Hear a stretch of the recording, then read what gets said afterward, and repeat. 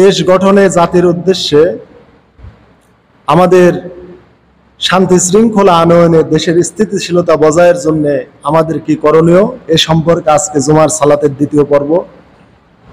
যেহেতু আমরা অত্যন্ত একটা নাজুক পরিস্থিতিতে আমরা এদেশে অবস্থান করছি, অতএব এরকম সংকটময় মুহূর্ত, সংকটময় অবস্থা থেকে আল্লাহ তাআলা যেন আমাদের তার দিক নির্দেশনার মাধ্যমে, তার রসুলের দেখানো দিক নির্দেশনার মাধ্যমে আমরা যেন এটা কাটিয়ে উঠতে পারি, এ সকল সংকট থেকে, মুসিবত থেকে আমরা যেন পরিত্রাণ পাই, সেই উদ্দেশ্যে আমরা আলোচনা করব। ওমা তাওফিক ইল্লা বিল্লাহ। হাজিরিন, মহান আল্লাহ রাব্বুল আলামিন তার যে বিধান আমাদের দিয়েছেন, এই বিধানটা আমাদের শান্তির জন্য দিয়েছেন, কল্যাণের জন্য দিয়েছেন। মানব রচিত কোনো পথে মতে, মানুষের কোনো মতামতে কোনো সুখ শান্তি নেই। আল্লাহ তাআলা আমাদের জন্য যে পথ নির্দেশিকা দিয়েছেন, গাইডলাইন দিয়েছেন, সেটা যদি আমরা মেনে চলতে পারি তাহলেই একমাত্র আমাদের ইহকালীন আমাদের কল্যাণ এবং পরকালীন মুক্তি আমাদের নিহিত আছে। এছাড়া অন্য কিছুর মধ্যে কোনো কল্যাণ নিহিত নাই। এজন্য হাজিরিন, আমরা আলেম, আমরা মানুষের প্রতিনিধিত্ব করি ধর্মীয় দিক দিয়ে, আমরা মানুষকে ধর্মীয় সমস্যার সমাধান দেই। কিন্তু ইসলাম শুধু ধর্মের মধ্যে সীমাবদ্ধ নয়, ইসলামে জাগতিক বিষয়টাও আছে। এজন্য আল্লাহ আমাদের দোয়া শিক্ষা দিয়েছেন, রব্বানা আতিনা ফিদ দুনিয়া হাসানাতাও ওয়া ফিল আখিরাতি হাসানা ওয়া কিনা আযাবান নার। আল্লাহ আমাদের দোয়া শিক্ষা দিয়েছেন কোরআনে। আল্লাহ রাসূল অধিকাংশ সময় এই দোয়াটা পাঠ করতেন যে রব্বুল আলামিন, আপনি আমাদের দুনিয়াতেও কল্যাণ দেন, আখিরাতেও আমাদের কল্যাণ দান করুন, আর আপনি আমাদেরকে জাহান্নামের আযাব থেকে বাঁচান। তো এই জন্য আল্লাহ রাসূল সাল্লাল্লাহু আলাইহি সাল্লাম রব্বানা আতিনা ফিদ দুনিয়া হাসানা, এই দুনিয়াতে আল্লাহ তাআলার রাসূল আল্লাহর কাছে কল্যাণ আগে চেয়েছেন, তারপরে পরকালীন জীবনের কল্যাণ। আসলে দুনিয়াতেই যদি আমরা কল্যাণ হাসিল না করতে পারি, তাহলে পরকালীন কল্যাণটা একেবারে অপূর্ণাঙ্গ রয়ে যায়, এটা আশা করা যায় না। এই জন্য দুনিয়ার কল্যাণ যদি আমাদের হাসিল না হয়, তাহলে পরকালীন কল্যাণের কোনো আশা করা যায় না। এই দুনিয়াতেই যদি আমরা সুখ শান্তি না পাই, আমরা স্বাধীনভাবে যদি বসবাসের অধিকারটুকু না পাই, আল্লাহর এই পৃথিবীতে মানুষ হয়ে যদি আমরা মানুষের দাসত্ব করি, আমরা আল্লাহর গোলামি ছেড়ে দিয়ে যদি মানুষের গোলামি করি, তাহলে পৃথিবীতে কখনো শান্তি আসবে না। এজন্য হাজিরিন, আমাদের আলেম ওলামাদের দায়িত্ব হলো মানুষের অধিকার প্রতিষ্ঠায় আমাদের আদালতের সাথে, ইনসাফের সাথে এ সকল সমস্যার সমাধান দেওয়া, যাতে করে সকল প্রকার পক্ষপাতিত্ব থেকে আল্লাহ আমাদের হেফাজত করেন। তো হাজিরিন, মানুষ কয়েক ক্ষেত্রে তার ভারসাম্য হারিয়ে ফেলে। একটা হলো প্রতিশোধের ক্ষেত্রে। আমরা যখন কারো প্রতিশোধ নেই বা কারো উপরে আমরা ঘাত প্রতিঘাতের আমরা প্রতিশোধ নেই, বদলা নেই, এই সকল ক্ষেত্রে কিন্তু শয়তান আমাদের বাড়াবাড়ির একটা সুযোগ করে দেয়। অত্যন্ত রাগের অবস্থায়, অত্যন্ত আনন্দের টাইমে, বিভিন্ন টাইমে শয়তান আমাদের পদস্খলনের চেষ্টা করে। তো আমরা প্রতিশোধের যে মানসিকতা রাখি, এই প্রতিশোধ সাংঘাতিক একটা ব্যাপার। প্রতিশোধের ক্ষেত্রে বা বদলা নেওয়ার ক্ষেত্রে কিন্তু শয়তান আমাদের অনেক বাড়াবাড়ি করে ফেলে, আমাদের বাড়াবাড়িতে নিয়ে যায়। এই জন্য আমরা বাড়াবাড়িতে আমরা না যাই, আমরা ন্যায়পরায়ণতার সাথে, আদালত ইনসাফের সাথে আমরা এ সকল সমস্যার আমরা সমাধানের পথ খুঁজি, তাহলে আল্লাহ আমাদের কল্যাণ দান করবেন। আর যদি আমরা বাড়াবাড়ির পর্যায়ে যাই, তাহলে আমাদের এই সমাজটা আরো অশান্ত হয়ে যাবে। তো হাজরিন, আল্লাহ রাব্বুল আলামিন এই পৃথিবীতে যে পথ নির্দেশিকা দিয়েছেন, গাইডলাইন দিয়েছেন, এইটা যদি আমরা আসলে পুঙ্খানুপুঙ্খ ফলো করি, তাহলেই কেবল এই দুনিয়াতে শান্তি আসবে। আল্লাহ রাসূল সাল্লাল্লাহু আলাইহি সাল্লাম আল্লাহর বিধিবিধান এই পৃথিবীতে প্রতিষ্ঠা করে এই পৃথিবীতে যে শান্তি তিনি আনয়ন করেছিলেন, আল্লাহর পক্ষ থেকে যে শান্তি বর্ষিত হয়েছিল, এই শান্তি আল্লাহ রাসূলের জীবনের পর এবং খোলাফায়ে রাশিদার পরে আর দেখা যায় নাই। আমরা মুসলিম সমাজ যত আল্লাহর ওহীর জ্ঞান থেকে, আমরা ওহীর নির্দেশিকা থেকে আমরা যত দূরে সরে পড়েছি, আল্লাহর অনুগ্রহ আমরা তত হারিয়েছি। এই জন্য হাজিরিন, আমাদের ইসলাহের জন্য আমরা যদি পূর্ব যুগে যদি ফিরে না যাই, নবীর যুগে, সাহাবা আজমাইনের যুগের দিকে যদি আমরা না যাই, তাহলে আমাদের ইসলাহ সম্ভব না, আমাদের সফলতা, আমাদের সমাধান সম্ভব না। এই জন্য হাজিরিন, আমাদের উচিত হলো আমাদের দৃঢ়তার সাথে, ন্যায়পরায়ণতার সাথে আমাদের যে কোনো বিষয়ের পদক্ষেপ নেওয়া। হিংসাত্মক, প্রতিহিংসা পরায়ণ মানসিকতা নিয়ে কোনো বিষয়ের ফায়সালা হবে না। এই জন্য প্রতিহিংসার মানসিকতা আমাদের বাদ দিয়ে দিতে হবে। আল্লাহ রাব্বুল আলামিন যখন যে ফায়সালা করেন সেটাতে আমাদের সন্তুষ্ট থাকতে হবে। তাকদীরের ভালো মন্দ দুটোই আল্লাহর পক্ষ থেকে আসে। এজন্য আমরা আল্লাহ তাআলা তাকদীরের ফায়সালায় বিশ্বাস করব। আমাদের ঈমান আকীদা এটাই বড় বিষয়। আমরা যেন ঈমান নিয়ে, সত্যিকার ঈমান নিয়ে আমরা এই দুনিয়া থেকে যেতে পারি। হাজিরিন, আল্লাহ রাব্বুল আলামিন এই পৃথিবীতে আমাদের খলিফা করে পাঠিয়েছেন। আল্লাহ রাব্বুল আলামিন এই দুনিয়াতে যে আমাদের শাসকগুলি দেন, এই শাসকগুলো হচ্ছে আল্লাহ রাসূল সাল্লাল্লাহু আলাইহি ওয়াসাল্লামের খলিফা। সহিহ মুসলিম সহ বিভিন্ন হাদিসে আছে। আপনারা যদি প্রশাসনিক ক্ষেত্রে কোনো জ্ঞান অর্জন করতে চান, যে প্রশাসন এবং নেতৃত্ব এই সম্পর্কে আপনারা বেশি না, সহিহ মুসলিমের কিতাবুল ইমারাত অর্থাৎ প্রশাসন অধ্যায়ের যদি আপনি 100টা হাদিস যদি আপনি পড়েন, আপনি 100 হাদিসের মধ্যে আশা করি আপনি প্রশাসনিক, আপনি সরকারকে কিভাবে মান্য করব, সরকারের কিভাবে আনুগত্য করব, কিভাবে দেশের বিশৃঙ্খলা দূর করব, আপনি আশা করি 100টা হাদিসের মধ্যে আপনি সমাধান পেয়ে যাবেন। কিন্তু আমরা এই সকল হাদিসের প্রতি আমরা ভ্রুক্ষেপ করি না। প্রশাসন নেতৃত্বের ব্যাপারে আল্লাহ রাসূল কি সমাধান দিয়েছেন, আল্লাহ কি সমাধান দিয়েছেন, এটা আমরা মোটেও দেখতে চাই না। আমরা নিজের মর্জি মাফিক, আমরা নিজের রায় অনুযায়ী আমরা ফায়সালা করতে চাই। তো হাজিরিন, আল্লাহ রাব্বুল আলামিন যাকে নেতৃত্ব দান করেন তাকে আল্লাহ মহা সম্মানে আল্লাহ অধিষ্ঠিত করেন।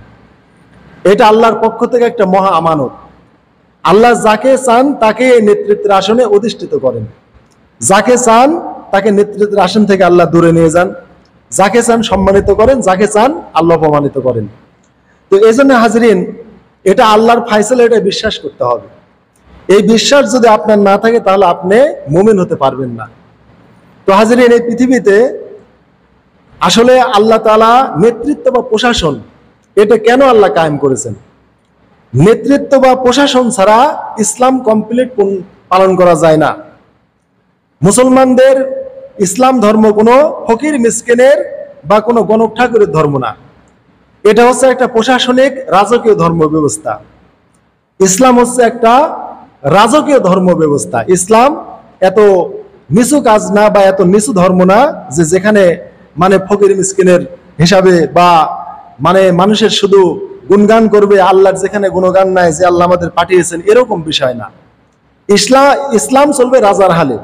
এই জন্য আল্লাহ তাআলা রাজকীয় ফরমানগুলো দিয়ে দিয়েছেন। আল্লাহ রাসূল সাল্লাল্লাহু আলাইহি ওয়াসাল্লাম মাক্কি জীবনে আমরা জানি দীর্ঘ 13টি বছর তিনি প্রচার করেছেন, দিনের দাওয়াত দিয়েছেন। যে কাবা ঘরে মূর্তি ছিল 360টি, সেই মূর্তি সহ সেই কাবা ঘরে তিনি নামাজ আদায় করেছেন। আল্লাহ রাসূল সাল্লাল্লাহু আলাইহি ওয়াসাল্লাম কিন্তু মূর্তিগুলো আগে অপসারণ করেন নাই, মূর্তি আগে ভাঙেন নাই। আমাদের ইতিহাস জানতে হবে। এই 13টি বছর রাসূলের জীবন থেকে চলে গেল, এই 360টি কাবা ঘরে মূর্তি, নামাজ ফরজ হলো মাক্কি জীবনে, এই মূর্তি সহ কাবা ঘরেই রাসূল নামাজ পড়লেন। আর মদিনাতে গিয়ে তিনি এমন কি হলেন যে মক্কা বিজয় যখন করলেন তখন মূর্তিগুলো ভেঙে ফেললেন, অপসারণ করলেন। এখান থেকে আমাদের সমাধান খুঁজতে হবে হাজিরিন। রাগের বশে আপনি হিন্দুদের মন্দিরে গিয়ে আপনি মূর্তিগুলো ভেঙে ফেললেন আর হয়ে গেল, এটা ইসলাম না। এজন্য আমাদের প্রশাসনিক বিষয়গুলো জানতে হবে। তো হাজিরিন, আমাদের এই বাংলাদেশে যদি আমরা শান্তি কায়েম করতে চাই তাহলে আমাদের রাসূল সাল্লাল্লাহু আলাইহি ওয়াসাল্লামের জিন্দেগিতে যেতে হবে, সাহাবা আজমাইনদের, খোলাফায়ে রাশেদার সেই ইসলামী তরিকায় যেতে হবে। এই জন্য আল্লাহর এই প্রশাসনিক বিধান, রাষ্ট্রে আল্লাহর দিন কায়েম ছাড়া দুনিয়াতে শান্তি আসবে না। শিরিক, বেদাত, কুফর, অশালীন কর্ম, আল্লাহর বিধিবিধান রাষ্ট্রভাবে প্রতিষ্ঠা ছাড়া যাবে না। এই জন্য আল্লাহ রাসূল সাল্লাল্লাহু আলাইহি ওয়াসাল্লাম তার মাক্কি জীবনের শেষে একটা দোয়া করলেন, রব্বি আদখিলনি মুদখালা সিদিকিউ ওয়া আখরিজনি মুখরাজা সিদিকিউ ওয়াজআলনি মিন লাদুনকা সুলতানান নাসীরা। আল্লাহ রাসূল এই শিরিকের সমাজ থেকে বের হতে চাইলেন, যে মাক্কি জীবনের এই শিরিক, বেদাতি, এই কুসংস্কার, জাহালাত, অজ্ঞতা, এই আবু জাহেলের এই শিরিকি আকীদার এই রাষ্ট্রে আর আমার আর থাকতে মন চাচ্ছে না। আল্লাহ আমাকে আপনি এখান থেকে বের করে আপনি আমাকে একটা নিরাপত্তার সাথে, সততার সাথে আপনি আমাকে একটা স্থানে নিয়ে যান। আর নিয়ে গিয়ে কি করেন, ওয়াজআলনি মিন লাদুনকা সুলতানান নাসীরা। এই মাক্কি জীবনে আপনার দিনটা আমি কায়েম করতে পারছি না, যে দিনের বিধিবিধান দিয়ে আপনি আমাকে পাঠিয়েছেন সেটা আমি কায়েম করতে পারছি না। আমার কাছে রাজশক্তি নাই, রাজশক্তি কাফের মুশরিকদের হাতে।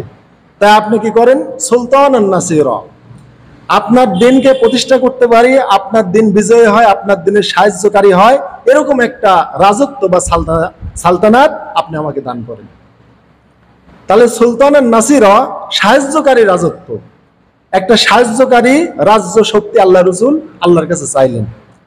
তাহলে দীর্ঘ 13টি বছর মাক্কি জীবনে মার খাইলেন, এত কষ্ট করলেন, করার পরে আল্লাহর কাছে তিনি নিজেই রাজত্ব চেয়ে নিলেন, রাজশক্তি রাজক্ষমতা আল্লাহর কাছে চেয়ে নিলেন। কেন? আসলে রাজশক্তি ছাড়া আল্লাহর দিন পরিপূর্ণ এই পৃথিবীতে প্রতিষ্ঠা হয় না। এই জন্য তাফসির ইবনে কাসিরে এই আয়াতেরই তাফসিরে হযরতে ওসমান থেকে হাদিসটা এসেছে। হযরত ওসমান বলেছেন যে ইন্নাল্লাহা লা ইয়াজাউ বিস-সুলতানে মা লা ইয়াজাউ বিল কুরআনি, নিশ্চয় ইসলামী রাষ্ট্রের রাজত্বের আইনের দ্বারা বা শাসনের দ্বারা মানুষ যেভাবে অন্যায় থেকে বিরত থাকে, অন্যায় কর্ম পরিহার করে, কোরআনের ওয়াজের দ্বারা মানুষ এরকম অন্যায় থেকে বিরত থাকে না। এটা হচ্ছে হাদিস। তাহলে হযরত ওসমান এই আয়াতে তাফসিরে এই হাদিসটা বলেছেন তাফসির ইবনে কাসিরে, যে ইসলামী রাষ্ট্রের আইনের দ্বারা মানুষ যেরকম নাফরমানি থেকে বিরত থাকে, আল্লাহর কোরআনের ওয়াজের দ্বারা বা কোরআনের নসিহতের দ্বারা মানুষ এরকম পাপ থেকে বিরত থাকে না। হাজিরিন, আসলেই তো আপনি আমি সারা দিন বা সারা জীবন আমি সুদের বিরুদ্ধে খালি ওয়াজ করে গেলাম, এই সুদ কিন্তু দূর হবে না। কিন্তু আমি আল্লাহর বিধান বা ইসলামী রাষ্ট্র কায়েমের পর যদি আমি রাষ্ট্রীয়ভাবে সুদ আমি তুলে দেই, আমি সংসদে বিল পাস করে আমি সুদের উৎস বন্ধ করে দেই, তাহলে সুদ একবারে বন্ধ। তাহলে কোরআনের ওয়াজের চাইতে ওটা বেশি ফলপ্রসূ হলো। কোরআনের ওয়াজ শুনে হয়তো দুই একজন সুদ থেকে বিরত থাকতে পারবে, কিন্তু রাষ্ট্রীয় যে সুদ, এটা থেকে আমরা কিভাবে বিরত থাকতে পারবো? আমরা কিন্তু বিরত হতে পারছি না। এই জন্যে রাজ্য শক্তি রাসূল কেন চাইলেন? রাজ্য শক্তি এই জন্যই চেয়েছেন, রাজ্য শক্তি ছাড়া মূর্তি ভাঙা জায়েজ নাই।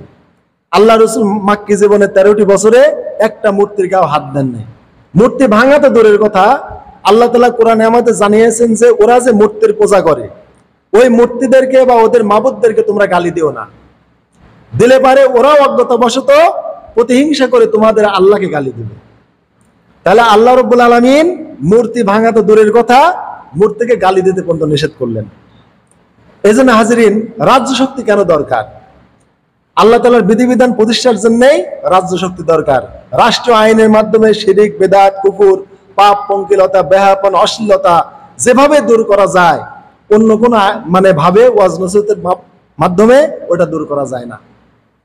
এই জন্য স্বয়ং আল্লাহর কাছে নবী রাজ্য চেয়েছেন, ওয়াজআলনি মিন লাদুনকা সুলতানান নাসীরা, আপনার পক্ষ থেকে আপনার দিনকে সাহায্য করে, আপনার দিন প্রতিষ্ঠিত হয়, আপনার দিনকে সাহায্যকারী রাজত্ব দেন।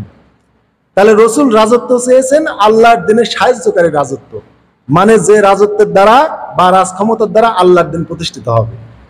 অতএব যারা মনে করেন জাগতিক উদ্দেশ্যে রাজত্ব চায়, তাদেরকে এই জন্য ভোট দেওয়া জায়েজ নেই।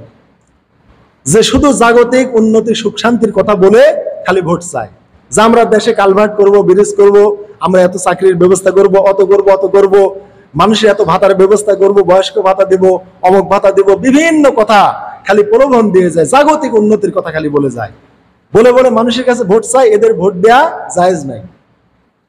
বরং ওয়াজআলনি মিন লাদুনকা সুলতানান নাসীরা, আল্লাহ শিক্ষা দিয়েছেন নবী যেভাবে আল্লাহর দিনের সাহায্যের জন্য রাজত্ব চেয়েছেন, অতএব আল্লাহর দিন প্রতিষ্ঠার জন্য, আল্লাহর বিধিবিধান কায়েমের জন্য যারা রাজ্য শক্তি চায় বা রাজক্ষমতা যেতে চায়, তাদেরকে শুধুমাত্র ভোট দেওয়া যেতে পারে, এছাড়া কাউকে ভোট দেওয়া যাবে না।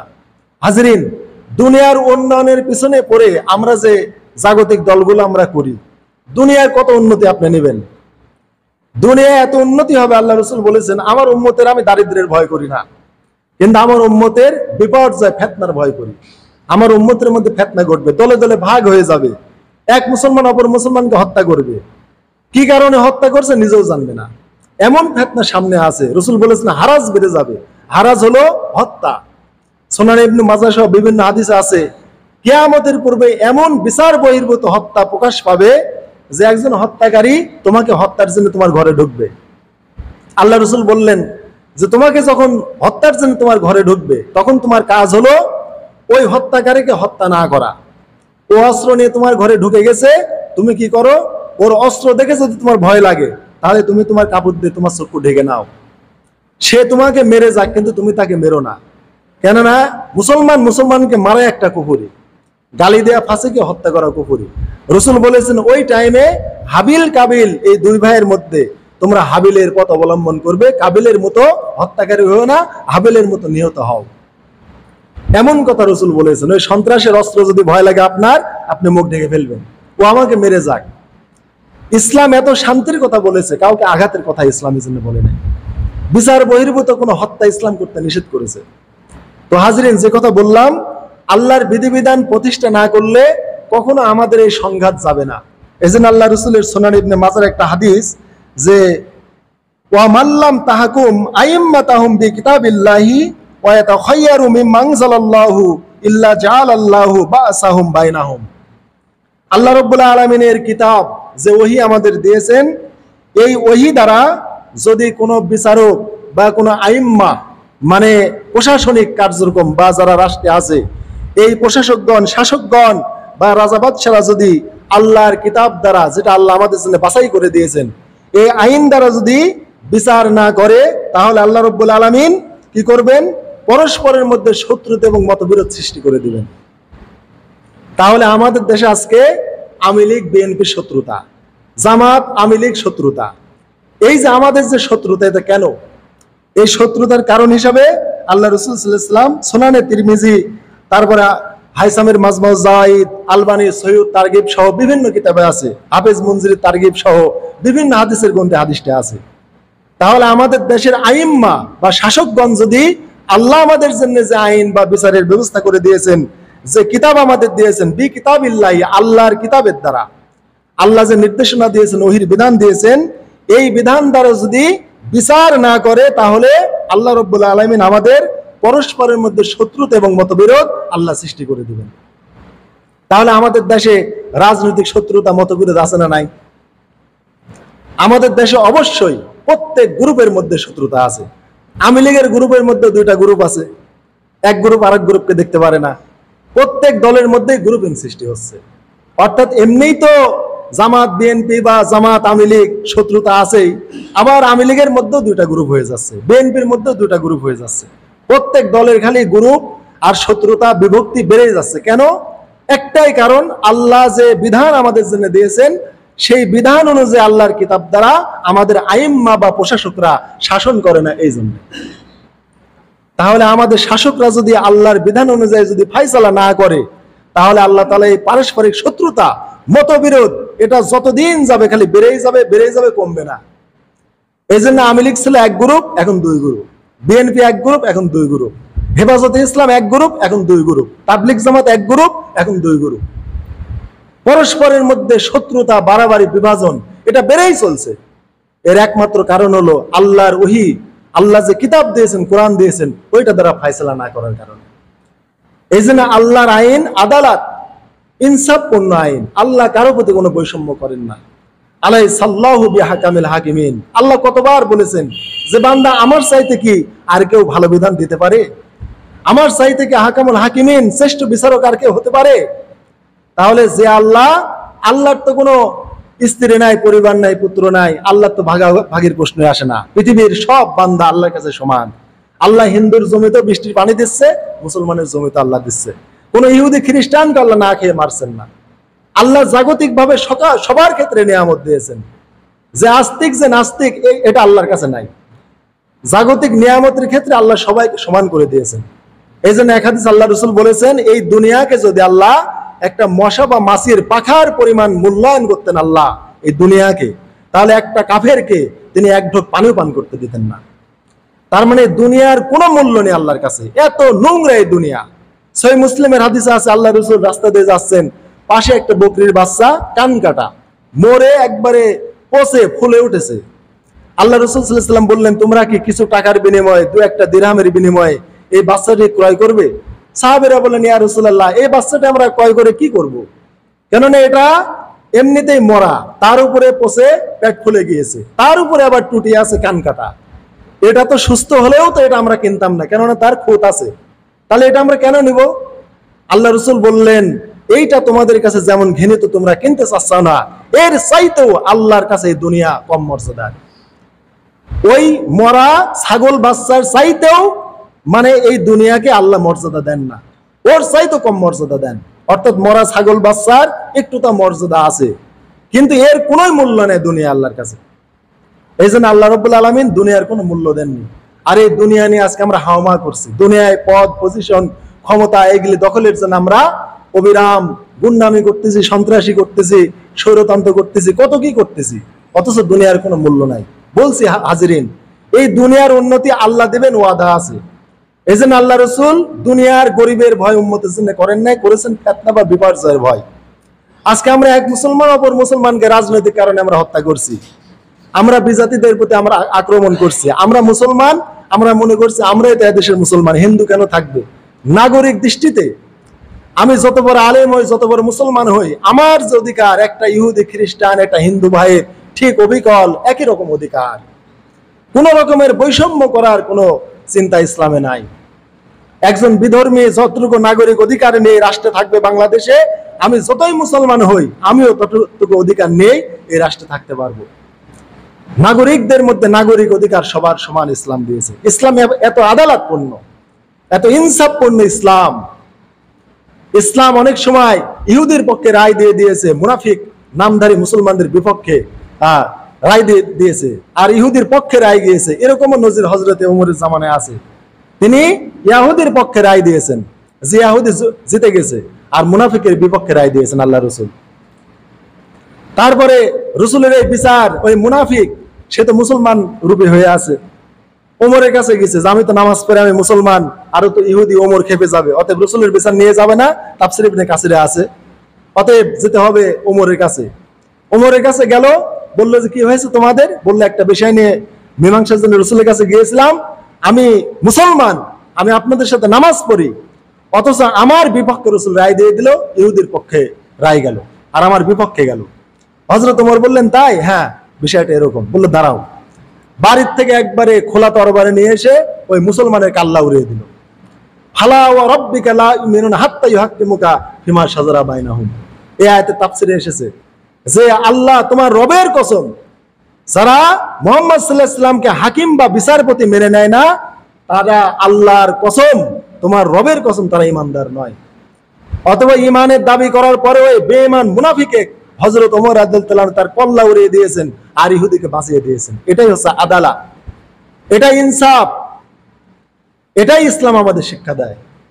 আর আমরা আল্লাহর বিধান থেকে দূরে গিয়ে আমরা আজকে ভাইয়ে ভাইয়ে এই সমাজে রক্তারক্তি করছি, আজকে হিন্দুদের সাথে আমাদের বৈষম্য হচ্ছে। এটা কেন? ইসলাম এটা আমাদের শিক্ষা দেয় না। এজন্য হাজিরিন, যেটা বলছিলাম, আল্লাহর বিধান, এই দুনিয়াতে জাগতিক উন্নয়নের যারা কথা বলে তাদের পিছনে কোনো ঘুরবেন না, তাদের পিছনে দল করবেন না। আজকে কি লাঞ্ছিত হয়ে এই সমাজ থেকে তারা পালিয়ে গেছে, আপনারা সকলেই জানেন। কেন? এটা শুধু জাগতিক কারণে।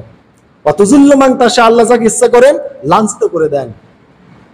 এত লাঞ্ছিত পৃথিবীতে মনে হয় পৃথিবী সৃষ্টির পর আজ পর্যন্ত এরকম লাঞ্ছিত আর কেউ হয় নাই, যে আমাদের বিগত মাননীয় প্রধানমন্ত্রীর গোপনীয় ব্যবহার্য জিনিসগুলোও এটা মিডিয়ার সামনে তুলে ধরে ধরে লাঞ্ছিত করেছে। আমার মনে হয় এরকম নোংরা লাঞ্ছনা এই পৃথিবী সৃষ্টির পর আজ পর্যন্ত কোন শাসক প্রশাসকের হয় নাই। এই গুপ্ত অঙ্গে হামলা, গোপনীয় জিনিসগুলো উন্মোচন, এটা আমার মনে হয় পৃথিবীতে হয় নাই। এমন ন্যাক্কারজনক লাঞ্ছনা। আমি বলছি না যে লাঞ্ছনা জায়েজ, কিন্তু বলছি জাগতিক দিক দিয়ে লাঞ্ছনা হলো। আমি গোপনীয় বিষয় মুসলমানের ইজ্জত আবরু ঢেকে রাখার কথা ইসলাম বলেছে। যে ব্যক্তি মুসলমানের ইজ্জত ঢেকে রাখবে, আল্লাহ কিয়ামতে তার ইজ্জত ঢেকে রাখবে। অতএব আমি বলেছি আমাদের বাড়াবাড়ি যেন এমন পর্যায়ে না যায় যে আমরা ধ্বংসের পথে আমরা চলে যাই। প্রতিশোধের একটা সীমা আছে, প্রতিশোধ আমাকে ইনসাফের সাথে নিতে হবে। আমি আগেই বলেছি, প্রতিশোধের ক্ষেত্রে, সমালোচনার ক্ষেত্রে মানুষ ইনসাফ করতে গড়িমসি করে, ইনসাফ ধরে রাখা কঠিন হয়ে যায়। আমি ইমাম, আমি যে বক্তব্য দিচ্ছি, আমারও ইনসাফ ধরে রাখা কঠিন হয়ে যাবে। আমার মস্তিষ্ক যদি গরম হয়ে যায়, এমন হতে পারে আমার রায়টাও বিপক্ষে আপনাদের চলে যেতে পারে, বা একটা মাজলুমের বিপক্ষে আমার রায় চলে যেতে পারে, জালেমের পক্ষ আমি নিয়ে ফেলতে পারি। রাগ এমন জিনিস, এই জন্য রাগের মাথায় বিচার করাও জায়েজ নেই। হাজিরিন, আদালত এই জন্য কায়েম করতে হবে, নিজেকে সংবরণ করতে হবে। হযরত আলীকে জিহাদের ময়দানে এক কাফের ধরাশায়ী করেছে, কাফের ছুরি চালিয়ে দিবে, আল্লাহ হযরত আলী এক কাফেরকে ধরাশায়ী করে ফেলেছে। হযরত আলী ছুরি চালাবেন, তার বুকে খঞ্জর মেরে দিবেন, এই মুহূর্তে সেই কাফেরটা হযরত আলীকে থুতু মেরে দিল মুখে। হযরত আলীর রাগ বেড়ে গেল, আর তখন ওই কাফেরকে ছেড়ে দিলেন। কাফের বলল, আপনি আমাকে বুকের উপর চড়ে বসেছেন, ছুরি ঢুকায় দিবেন, খঞ্জর বসিয়ে দিবেন, আপনি আমাকে কেন ছেড়ে দিলেন? বললো, এই জন্য ছেড়ে দিলাম, তুমি আমার মুখে থুতু মেরেছো। আর আমার রাগ বেড়ে গেছে, এখন যদি তোমাকে আমি মেরে আমার রাগের মাঝে তোমাকে খুন করা হবে, এটা আদালত হবে না। কেননা আমার মুখে থুতু নিক্ষেপে আমার রাগ বেড়ে গেছে, আর আমি রাগের মাঝে তোমাকে হত্যা করবো না, তোমাকে ছেড়ে দিলাম। এই হচ্ছে আদালত, এই হচ্ছে ইনসাফ। তারা রাগের মাথায় কোনো কিছু করেননি। হাজিরিন, আমাদের ইসলাম এত সুন্দর সই বিধান আল্লাহ আমাদের দিয়েছেন। তো বলছি, জাগতিক উন্নতি কত নেবেন? রসুল বলেছেন, সোনার বার নিয়ে আমার উম্মতেরা রাস্তা পথে ঘুরবে দান করার জন্য, কেউ নেবে না দান। একটা লোককে পাওয়া যাবে না যে দান গ্রহণ করবে, কেউ দান গ্রহণ করবে না। এমন উন্নতি উম্মতের হবে। আর কত উন্নতি নেবেন? দুনিয়াতে আপনি জান্নাতও দেখাবে। দাজ্জালের চাইতে বড় জালেম স্বৈরাচারী পৃথিবীতে আর নাই। এই জন্য যারা স্বৈর শাসক জালেম, তারা হচ্ছে দাজ্জালের অনুসারী। এই স্বৈর শাসক জালেমদের যারা এই জন্য মোকাবেলা করে না, তাদের বিপক্ষে কথা বলে না, তারা দাজ্জালের ঔরজার সন্তান হবে। কেননা আমরা যদি অন্যায়কে মেনে নেই, অন্যায় মানার প্রবণতা আমাদের ভিতরে সৃষ্টি হয়, আমরা যদি অন্যায়ের প্রতিবাদ আমরা না করতে শিখি, তাহলে আমরা দাজ্জালেরও প্রতিবাদ করতে পারবো না। দাজ্জাল ওই টাইমে এসে বলবে, কি চাও? আল্লাহ তাকে এত ক্ষমতা দিয়ে দিবেন, আসমান থেকে বৃষ্টি বর্ষণ করাতে পারবে। তুমি বৃষ্টি চাও, তোমার জমিতে পানি নাই, পেঁয়াজ লাগাইছাও, রসুন লাগাইছাও, আমি পানি এনে দিচ্ছি। সাথে সাথে আসমানে হুকুম করবে, জমিনে পানি বর্ষিত হবে। তুমি কি চাও? টাকা পয়সার অভাব, দাজ্জালের পিছনে পৃথিবীর সোনা দানা হাঁটবে, চলবে পঙ্গপালের মতো। কি চাও? যত চাও সোনা নিয়ে যাও, হীরা নিয়ে যাও, মণিমাণিক্য নিয়ে যাও, কত চাও সব তোমাকে দিয়ে দেবো, শুধু তুমি আমাকে তোমার রব মেনে নাও, আল্লাহ মেনে নাও। কিন্তু আল্লাহ রসুল বলেছেন, জেনে রাখো, আল্লাহ কখনো রূপ ধরে পৃথিবীতে আসবেন না। আর দাজ্জালের কাফের লেখা থাকবে কপালে, ওর এক চোখ কানা হবে, আঙ্গুরের গুটির মতো খোলা হবে। রসুল সব বলে দিয়েছেন। কিন্তু তোমার রব কানা না, চিনে রেখো আল্লাহকে, তোমার আল্লাহ দাজ্জালকে চিনে রেখো। আল্লাহ যা পারেন দাজ্জালও প্রায় তাই করে দেখাবে। আল্লাহ জান্নাত জাহান্নাম দিতে পারে, দাজ্জালও বলবে, কি চাও? তুমি জান্নাত নেবে, আমাকে মানো, তুমি আর কি চাও? স্বয়ং জান্নাত, নগদ জান্নাত দেবো, নগদ। কে আমাকে মানবে, আমার ইত্তেবা অনুসরণ করবে, আমার স্বৈরতন্ত্র, আমার জুলুম মেনে নেবে, আসো নগদ জান্নাত দেব। অতএব জান্নাতের চাই থেকে মুসলমানের কাছে বড় কোনো নিয়ামত আছে? যে জান্নাতের একটা লাঠি বা কাঠি রাখার জায়গার দামও এই দুনিয়া বেচলে হবে না। এত নিয়ামত আল্লাহ জান্নাতে আল্লাহ দিয়েছেন। সেই জান্নাত নগদ দেবে, বলবে, জান্নাতে যেতে চাও, আসো আমাকে মেনে নাও। হ্যাঁ, মেনে নিলাম, তখন ওকে ধরে জান্নাতে দিবে, কিন্তু সেটাই জাহান্নাম। আর যে তাকে মানবে না, তুই তো কাফের, তুই দাজ্জাল, তুই প্রতারক, তোর কথাই রসুল তো বলে গিয়েছেন। আমার রব কখনো জমিনে হেঁটে হেঁটে বলবেন না আমাকে রব মানো। আমার রব ডাইরেক্ট বলেন না আমাকে রব মানো। আমার রব নবী রাসূল পাঠিয়ে, পয়গম্বর পাঠিয়ে, আলেম ওলামা পাঠিয়ে রুবুবিয়্যতের দাওয়াত দিয়েছেন। উনি জমিনে হেঁটে হেঁটে বলবেন না আমি রব, আমাকে মেনে নাও। ওকে কাল্লা কেটে দিবে, জাহান্নামে দিবে, ওটাই জান্নাত। অতএব জাগতিক উন্নয়ন অগ্রগতির কথা বলে যারা ভোট চায়, তারা দাজ্জালি আইনে আছে। এরা স্বয়ং দাজ্জাল বেরোলে দাজ্জালের অনুসারী হয়ে যাবে। এজন্য হাজিরিন, এই দাজ্জালি ফিতনায় পড়বেন না। স্বৈরতন্ত্র, জালেম, জুলুমবাজ, এটা দাজ্জাল করবে পৃথিবীতে। যারাই তাকে মানবে না, তাকে হত্যা করবে, জাহান্নামে পুরে দেবে। তো স্বৈরাচারেরও তো তাই করে। যারাই স্বৈরাচার মানবে না, ওর জুলুম মেনে নেবে না, তাদেরকে যেভাবে মারার মারবে। আয়না ঘরে রাখা লাগে রাখবে, যদি যুদ্ধ অপরাধ, মানবতা অপরাধের নামে ফাঁসি দেওয়া লাগে দেবে, যদি বিডিআর বিদ্রোহের মাধ্যমে জেনারেলদের মারার দরকার হয়, ক্ষমতা থাকার জন্য মারবো, যাকে চাকরি দেওয়ার দরকার হয় দিব, যাকে অপসারণের প্রয়োজন অপসারণ করব। মানে এইটাই হচ্ছে দাজ্জালি একটা সমাজ। নিজের মন চাই জিন্দেগি, নিজের ক্ষমতা দাপট পৃথিবীতে ধরে রাখার জন্য কি না কি করে নাই। কিন্তু আজকে কোথায়? এগুলি সব দুনিয়ার জন্য হয়েছে হাজিরিন। এই জন্য এগুলো করবেন না। আমাদের বাংলাদেশের সাথে 15 থেকে 20 বার ভারতের যুদ্ধ হয়েছে, প্রত্যেকবারই আমাদের বিজেপি ভাইরা জিতেছে। ভারত প্রতিশোধ নেওয়ার জন্য কি করলো? ওর একটা ছায়া সরকার বাংলাদেশে গঠন করে দিল, দিয়ে আমাদের বিডিআর জেনারেলদের মেরে ফেললো। যে জেনারেল এই বাংলার জমিনা তৈরি হবে কিনা সন্দেহ। ওদের এত জ্ঞান ছিল, মেধা ছিল, এত যুদ্ধ কৌশল ছিল, ভারতের বিজেপির ওদের সাথে পারে নাই। এমন টেকনিক ছিল। 15 থেকে 20 বার যুদ্ধ হয়েছে, প্রত্যেকবার বাংলাদেশ জয়লাভ করেছে এই জেনারেলদের কারণে। আর সেই জেনারেলদেরকেই তাদেরকে বিডিআর বিদ্রোহের মাধ্যমে খুন করে ফেলা হলো, লাশ আগুনে পুড়িয়ে ফেলা হয়েছে। আমরা সব মিডিয়ায় দেখেছি। এই স্বৈরাচারী নীতি আল্লাহ ভালোবাসেন না। আর কতদিন? আল্লাহ মাজলুমের আর্তনাদ জেনে রাখবেন, আল্লাহর কাছে মাজলুমের আর্তনাদের ফরিয়াদের কোনো পর্দা থাকে না, সরাসরি আল্লাহ কবুল করে নেন। একটা মাজলুম যদি কাফেরও হয়, আল্লাহ কাফেরের পক্ষে। এই জন্যে ভালোভাবে বলে রাখি, যুব সমাজ, যারা ছাত্র সমাজ আন্দোলন করছো, জেনে রাখো স্পেন, ওর নাম হচ্ছে আন্দালুস। স্পেনের জালেম স্বৈর শাসক খ্রিস্টান নাগরিকদের প্রতি অত্যাচার করত। এক নাগরিক মাজলুম মুসলিম খলিফার কাছে চিঠি লিখলো যে আমাদের খ্রিস্টান শাসক স্পেনে, ইউরোপে জুলুম করে, প্রজাদের হক আদায় করে না, তার মানে জুলুম বা শাসন ব্যবস্থা চাপিয়ে রাখার জন্য নাগরিকদের অত্যাচার করে। এই মুহূর্তে জনগণ বিচ্ছিন্ন হয়ে গেছে, আপনি আসুন, আপনি সেনাপতি পাঠিয়ে দিন, আমাদের স্পেন বিজয় হয়ে যাবে। এক মাজলুম, কাফের মাজলুম আবেদন করলো মুসলিম খলিফার কাছে। মুসলিম খলিফা তারিক বিন জিয়াদকে বললেন তুমি সৈন্য নিয়ে চলে যাও। তারিক বিন জিয়াদ রাহিমাহুল্লাহ জাহাজে করে সাগর পার হয়ে চলে গেলেন, গিয়ে জাহাজগুলো পুড়িয়ে দিলেন, দিয়ে সালামী বক্তৃতা দিলেন যে হে মুসলিম মানে সৈন্যরা, এই যে জাহাজগুলো পুড়িয়ে দিলাম, পিছনে মহাসাগর, আর পালাতে পারবে না, সামনে শত্রুর মোকাবেলা করতে হবে, মানে এমন মরণ প্রাণ যুদ্ধ করতে হবে যে জালেমকে পরাজয় করেই ছাড়তে হবে।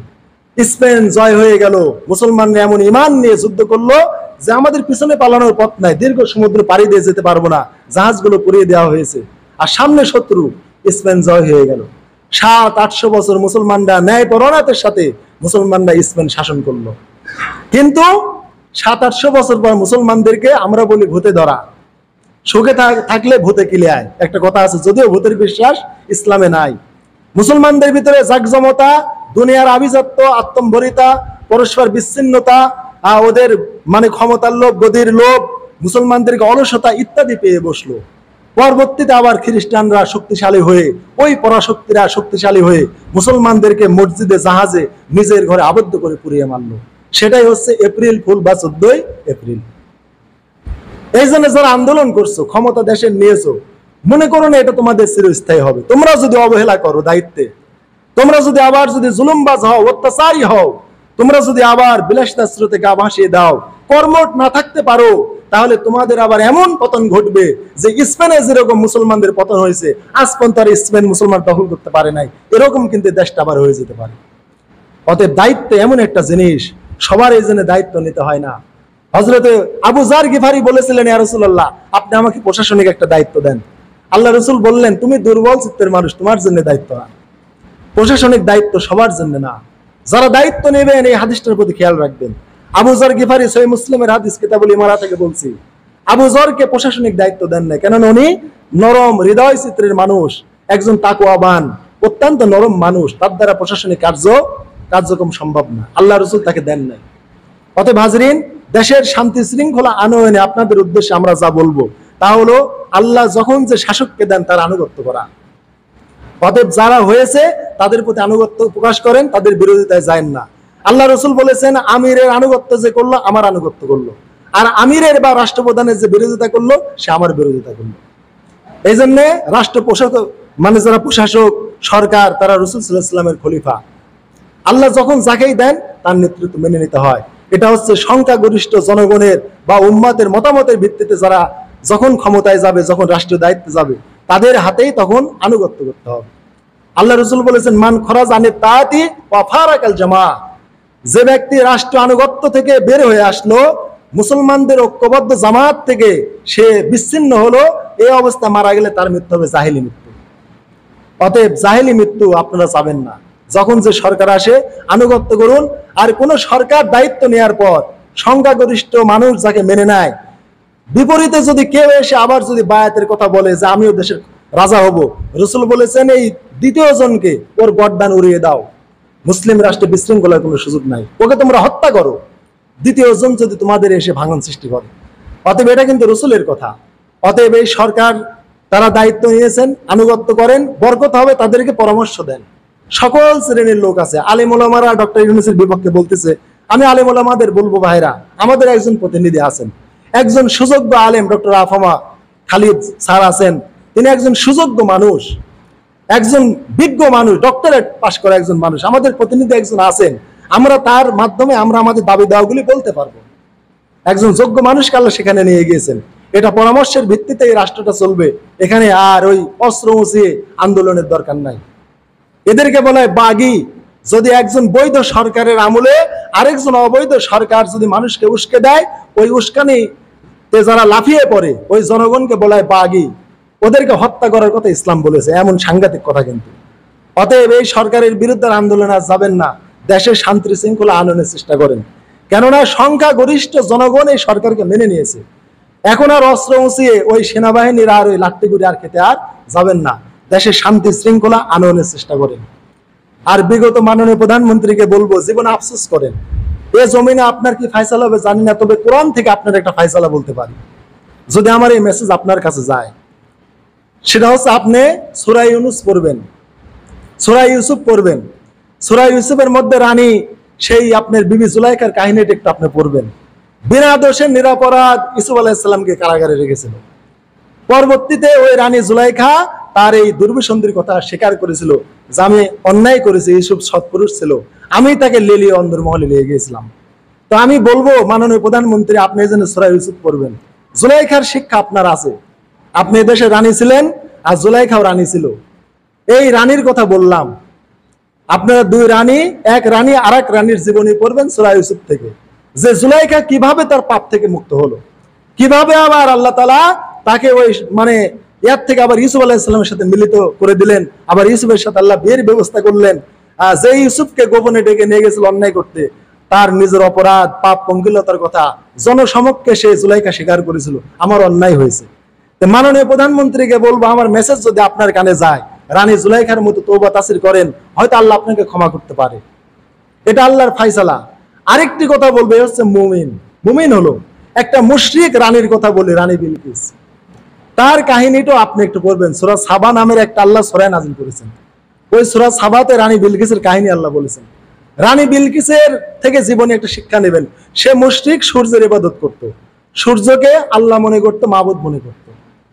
সেই রানী বিলকিসকে যখন সুলাইমান আলাইহিস সালাম দাওয়াত দিয়েছিলেন হেদায়েতের, রানী বিলকিস কিন্তু তখন আল্লাহর নবী সুলাইমানের বিরুদ্ধে জিহাদের কথা চিন্তা করার আগে তিনি তার পরিষদ বর্গ নিয়ে, রাষ্ট্রের জনগণ নিয়ে পরামর্শ করেছিলেন। এই পরামর্শকে আল্লাহ চয়েস করেছেন। আমি আগেই বলেছি পরামর্শের দাম আছে। তিনি সভাসদদের সাথে পরামর্শ করেছেন যে আল্লাহর নবী সুলাইমান চিঠি পাঠিয়েছেন, হুদুদ পাখি, কাঠঠোকরা পাখি চিঠিটা পৌঁছে দিয়ে গেছে।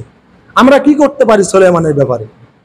পরিষদ বর্গেরা চিন্তা করলো যে উনি মহাপ্রভাবশালী আল্লাহর নবী, তার সাথে যুদ্ধ করা আমাদের সমীচীন হবে না, আমরা আল্লাহর নবীর কথা মানলে আমাদের বরকত হবে। তাহলে উনি পরামর্শ করে জনগণের সাথে কাজ করতেন, আল্লাহর নবীকে ইজ্জত দিয়েছেন। তো আপনি আল্লাহর আলিম উলামা বান্দা যারাই বিপক্ষে বলে শত্রু মনে করবেন না, এটা আপনার কল্যাণ হবে। রানী বিলকিসের কল্যাণ হয়েছে ওই আল্লাহর নবীর কথা মানার কারণে। আর রানী বিলকিস যদি আল্লাহর নবীর বিপক্ষে যেতেন চিঠি পেয়ে, রানী বিলকিস কুফর নিয়ে, শিরিক নিয়ে দুনিয়া থেকে যেত, দুনিয়ায় যেত, আখিরাতও শেষ হয়ে যেত। আর নবীর কথা শোনার কারণে রানী বিলকিসের দিন দুনিয়া দুটোই থাকলো। তারপরে বিবি জুলাইখা ইউসুফ আলাইহিস সালামের কথা শোনার কারণে, তার প্রতি ঈমান আনার কারণে তার দিন দুনিয়া দুটাই সম্মানের হয়ে থাকলো, যদিও প্রারম্ভিক জীবন অসম্মানের ছিল। তো আপনার জীবনে এখন মহা অসম্মান, মহা জিল্লতি, সম্মান যদি পেতে চান, আলিম উলামা দেশের নাগরিকদের সাথে পরামর্শ করবেন, তাদের সুচিন্তিত মতামতগুলিকে প্রাধান্য দিবেন, এতে আপনার রাজত্ব স্থায়িত্ব হবে। জনগণের আপনি বিরাগ থেকে আপনি দূরে থাকতে পারবেন, প্রতিহিংসাতা পরায়ণ থেকে দূরে থাকতে হবে। প্রতিহিংসা পরায়ণ মানুষকে শেষ করে দেয়। প্রতিহিংসার রাজনীতি করা যাবে না। প্রতিহিংসা করলে শত্রুতা আরো বাড়িয়ে দেয়, প্রতিশোধ নিলে শত্রুতা আরো বাড়িয়ে দেয়। আর প্রতিশোধ তারাই নেয় যারা পরাজিত। আমরা মনে করি কি যে যারা প্রতিশোধ নেয় তারাই বিজেতা, আর যারা মাজলুম হলো মানে প্রতিশোধকৃত হলো তারাই হচ্ছে পরাজিত। আসলে ভাই উল্টো। আসলে ও তার কাছে হেরে গিয়েছে, বিবেকের কাছে হেরে গিয়েছে। প্রতিশোধ নেওয়া মানেই পরাজয়। এই জন্য আপনি যখন প্রতিশোধ নিয়েছেন, আপনার পরাজয় তখন থেকে শুরু হয়েছিল। আর আপনি প্রতিশোধ পরায়ণ, হিংসুটে না হয়ে যদি আপনি ক্ষমামুখী হতেন, আপনার রাজত্ব অনেক স্থায়ী হতো। তার একটা বর্ণনা গোলাম মোল্লা রনি দিয়েছেন।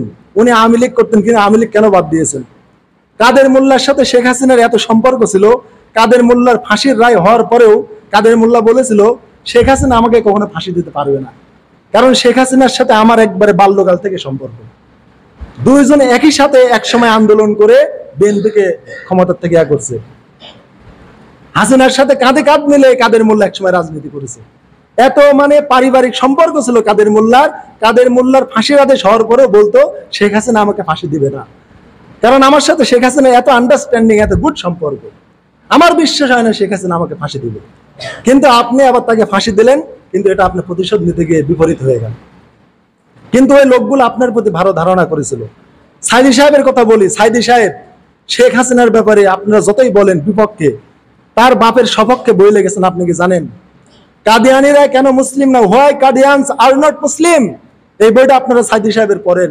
বঙ্গবন্ধুর কত প্রশংসা করেছেন সাইদি সাহেব, এই প্রশংসা কোনো আওয়ামী লীগের লোক করে নাই।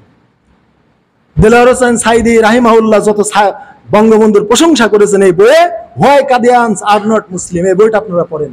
কাদিয়ানিরা কেন মুসলমান না? বঙ্গবন্ধুর ইমান কত মজবুত ছিল, এই বইটা আপনারা পড়লে জানতে পারবেন।